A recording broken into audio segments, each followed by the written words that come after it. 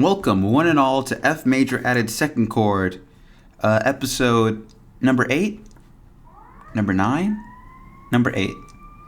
I'm Chunky the Bear, and I'd like to take a minute with all of you to just take a minute and think about the economy.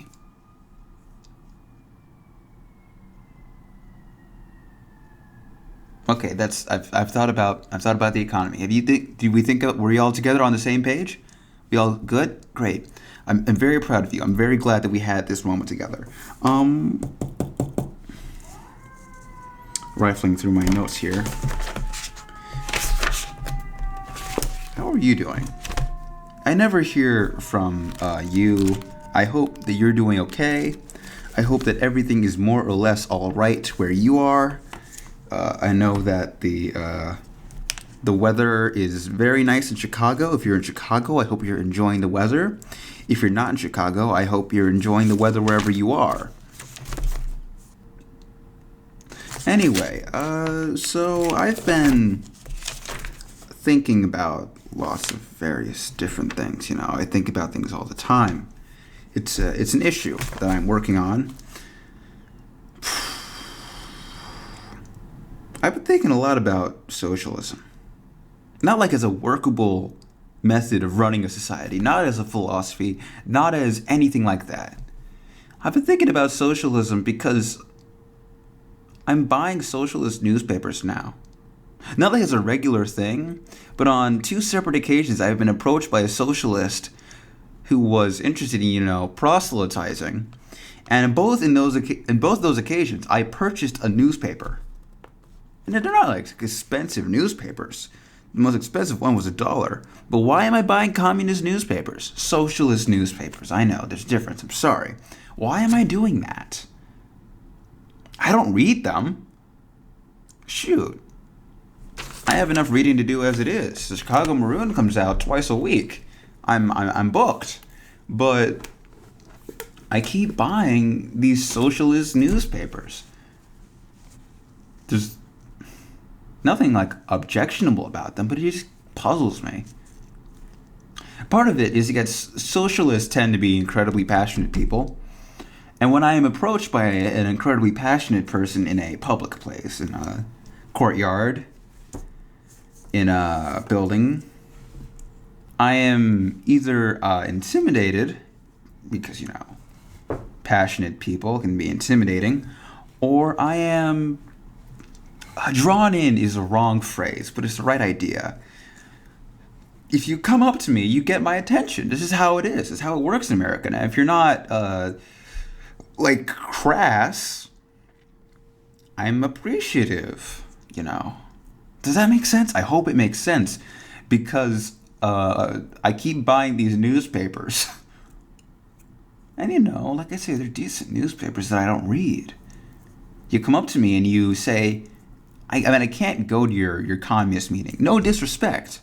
I love the fact that you're having this meeting, that you care about this a lot, but I have stuff to do and places to be, and I don't want to go to your socialism meeting. So you say, can you at least buy a newspaper? And they're cheap. I'm not going to come to your meeting, so the least I can do is buy your newspaper. So I reach into my wallet and I bring out my money and I give it to you. And you give me the paper and I smile and I wave and I thank you. Maybe I shake your hand. And then you're grinning to yourself thinking, yes, comradeship, brotherhood, all that good socialist stuff. And I'm just walking back to my dorm thinking, why did I buy this newspaper? I mean, it's not that I'm not a socialist. I'm not. I have vague socialist sympathies. I think that socialism is not inherently a bad thing. But I don't consider myself a card-carrying socialist, much in the same way that I don't consider myself a card-carrying soap user. I use soap. I don't construct a political identity around the use of soap. And if I judge people for not using soap, it's not because they don't use soap. It's because they smell bad. It's not a hill I'm going to die on. Socialism is something like soap.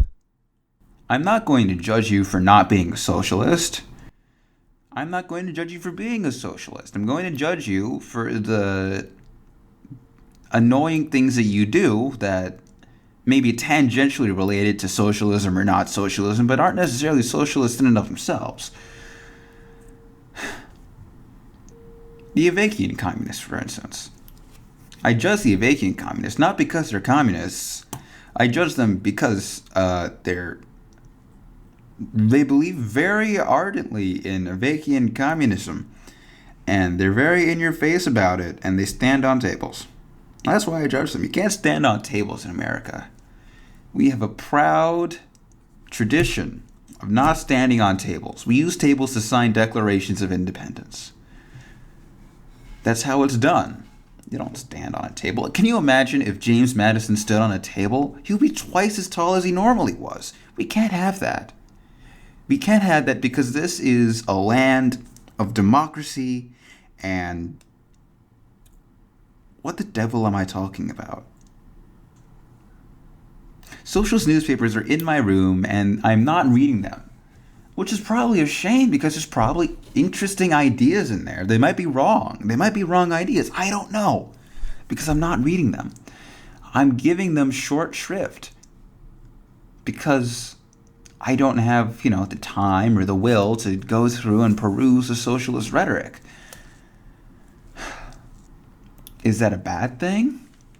Am I giving these people, these nice, hard-working, honest socialists, the wrong impression because I'm buying their newspapers and smiling at them, even though I'm not interested in, reading their literature, going to their socialist rallies, buying socialist pins and putting them on my backpack, That's the thing people do when they care about things, but I don't. It's not a hill I'm going to die on. Not that there's anything wrong with socialism. Also, and I get why they're selling them, but part of me thinks it's hilarious that these socialist publications are selling their literature. Because, they're socialists. Why don't they just give it away for free? Ha ha. Ha ha. Oh, that's such a funny thought. I'm glad that I have that thought, and that is so funny. You have to sell the newspapers because you need money to print the newspapers because we live in a not socialist society. I don't even know if socialism is the one where you don't buy things. I think that might be communism. And the fact that I'm not entirely sure suggests that maybe I should read up on what socialism is again. I should break out that good old Marx Engels reader.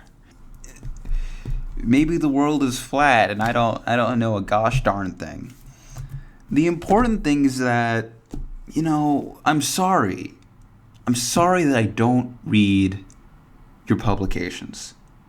To all the socialists out there who sell me newspapers, I'm sorry that I'm giving you the wrong idea by buying your publications and then not reading them, not coming to the meetings, not going to the marches.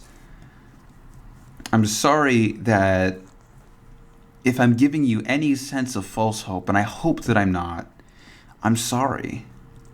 I don't want to mislead you or anything. But you're fighting the good fight, and I don't want to be rude and say, no, I don't want to give you my not my financial support, but my support as a human being who understands that you're just doing what you can to address the problems that you see in your country. I'm sorry if I'm misleading you like that. And all the socialists out there, that's what matters to you, then gosh darn it. If you want to die on that hill, by all means. Don't let the fact that I buy your newspapers and don't read them, don't let that stop you. Okay? You do what you think you have to do. And don't kill people. Killing people is rarely the answer, and it's never the answer that the police are going to want to hear at 1 o'clock on a Tuesday night. But just like, I don't know if I really support you idealistically, but like person to person, human brotherhood type thing, like you do you.